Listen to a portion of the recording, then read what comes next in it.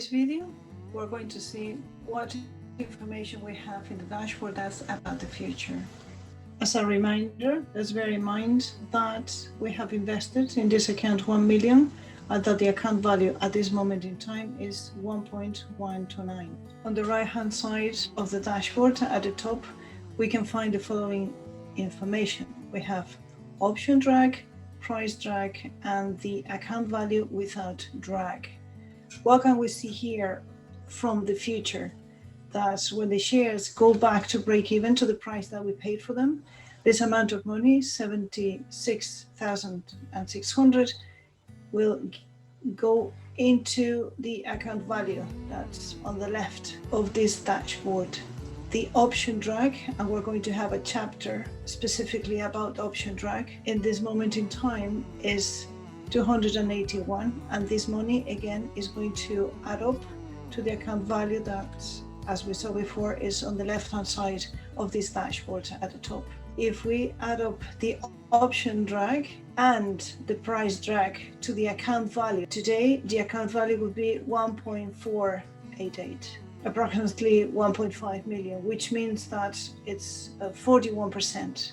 Because we invested 1 million so far. Going back to the option drag here, the amount of money that's going to eventually end up adding to the account value is going to be, in some of the cases, in some of the options, all of the income that we have received, all the premium. Why? When the shares end up above the strikes, then we get all the income in. Sometimes we're going to close the options when the profit is approximately 80% or above. Some other times we're going to end up keeping 80% of the premium that we have received in the first place, because we would buy to close positions at an 80% or so, or profit approximately. Some other times we're going to be rolling forward the options, and in this case we're going to add up other premiums. More projections into the future. Please note that I'm hiding here some of the positions that we have, just so that we can fit everything into the one screen. The price now of this stock in particular is 27.24, and according to Value Line, in the future this stock is going to trade somewhere between 40 and 55.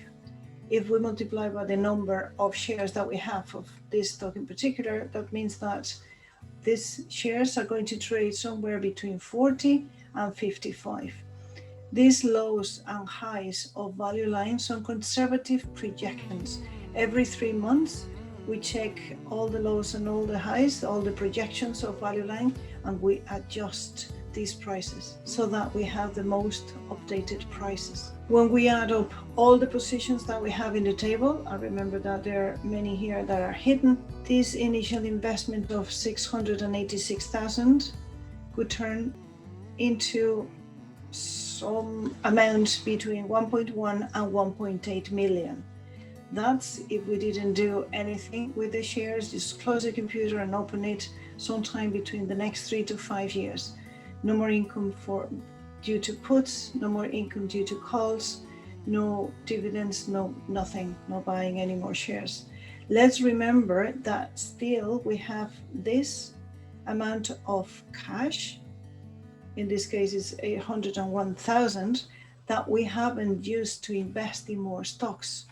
As we increase the money invested in stocks, multiplying by the projections of Value Line, the range that our account is going to be trading for in the next 3 to 5 years is going to increase. Plus, every time we'll have more cash that we would be getting from the selling of puts, the selling of calls, and dividends as well. A little bit of recap now on this table here. Remember that showed us all the story of each one of the stocks that we have placed trades on. When we move down to the very bottom, we can find an amount here, in this case 1.4 million. And this 1.4 million, what it means is that if all the puts were assigned to us at this moment, we would need an amount of 1.4 million and 45,000 to accept all those shares. However, considering the history of this account, more realistically, instead of 1.4 million, we would be using 562,000. That's the estimated cost. Because this is a projection and it's an estimation, you can see that the numbers are in italics. In the next table, you may remember from the first video that we have a monthly summary. On the right-hand side of this monthly summary, we have here the put options that we're committed to accept in the coming months. This dashboard was updated the 1st of November for the expiration date.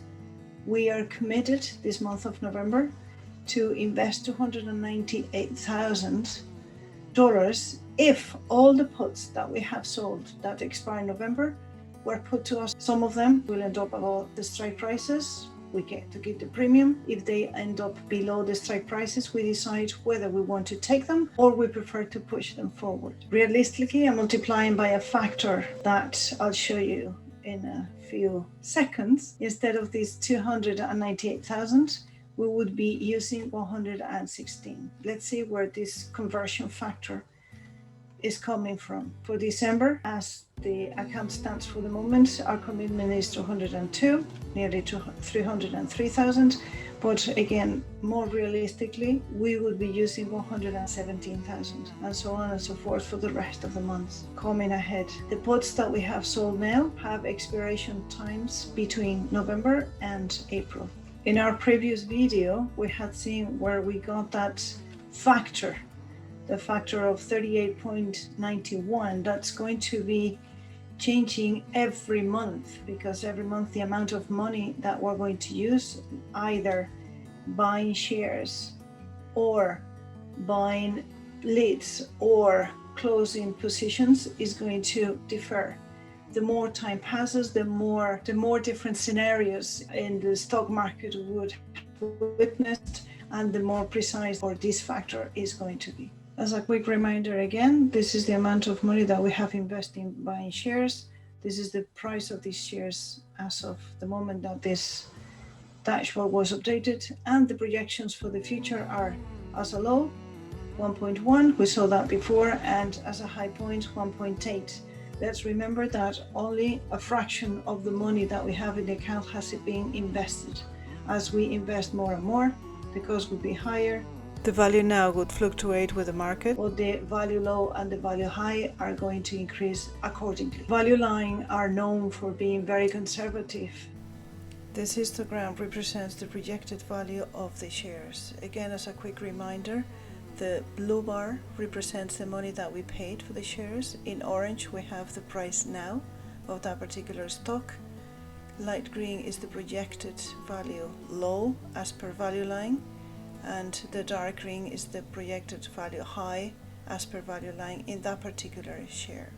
Moving in time, as the price of the asset keeps growing, as we get closer to the high that value line has projected for that particular stock, we can decide what we want to do here. We could decide whether to sell the shares or buy a long-term put, which is called a leap put, to protect our growth and to stay still in the position in case there's more growth. As we move in time, this pie chart is going to decrease in cash because we will be investing more and more money in assets, in our shares. Over time, as the share prices increase to trade between the minimum that Value Line projects and the maximum that Value Line projects, in principle, then the percentage of each position relative to the others is going to change.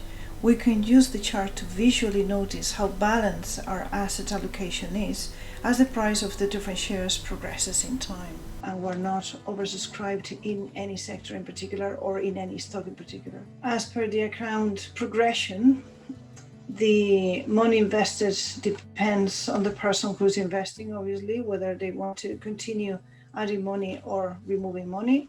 Moving into the future, the account value is going to go up and down all the time because we have no control over the movement of shares, and shares will continue forever and ever moving up and down. The money invested, that depends on the investor whether they want to add more money or withdraw some money. The only thing that we have control over is the option income, and the aim is to continue collecting so much that we end up above the money invested in such a fashion that sometime in the future, even though shares will go up and down all the time, there will be a moment where the lowest value is going to always be above the amount invested. As per the number of assets, the idea moving forward and the objective is to have more and more assets.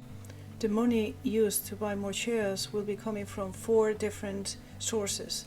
The first one from price appreciation and selling shares at a higher price than we paid for them to buy them, from call income, from put income, and also from dividends. What we do is to reinvest all this money, thus creating a compound interest machine.